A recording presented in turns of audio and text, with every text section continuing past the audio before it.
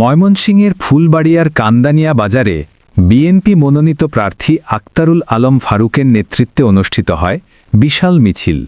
কান্দানিয়া উচ্চ বিদ্যালয় মাঠ থেকে শুরু হয়ে বাজারের প্রধান সড়ক প্রদক্ষিণ করে মিছিলটি।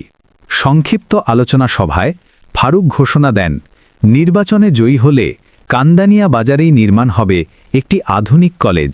তার এই অঙ্গীকারে জনতার মাঝে ছড়িয়ে পড়ে নতুন আশার স্রোত। মোহাম্মদ মাহবুবুল আলম, বিভাগীয় ব্যুরো চিফ, ময়মনসিংহ। প্রবাহ নিউজ 24, প্রবাহিত হোক তথ্য, উন্মোচিত হোক সত্য।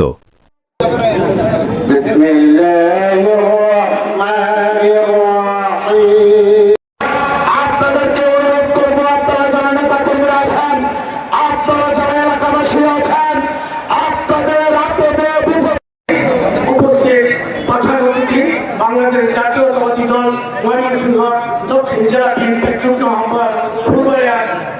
আমাদের ধানের কান্ডারি, আমাদের ধানের শেষের কান্ডারি তিনি কি আছে? ওরা নাম জানতে নাম বলেন।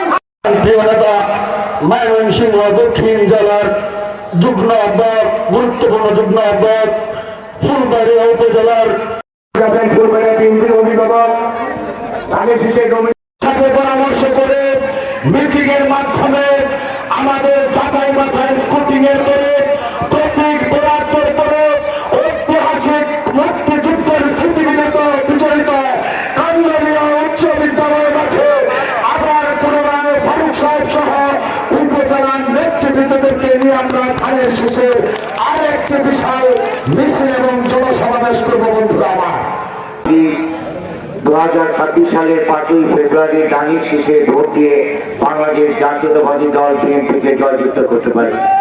আমি কান্দানিয়াবাসী তথা ভবানীপুর ইউনিয়নের ভোটারদের কাছে আকুল আবেদন রাখবো, এই যে ধানের শীষ, এই মার্কা কিন্তু আমার ব্যক্তিগত মার্কা না।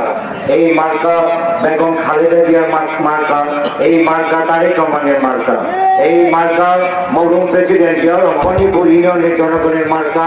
অতএব এই মার্কা ভোট দিয়ে আপনারা আমাদের নেত্রী বেগম খালেদা জিয়াকে জয়যুক্ত করবেন, আমাদের নেতা তারেক রহমানকে জয়যুক্ত করবেন।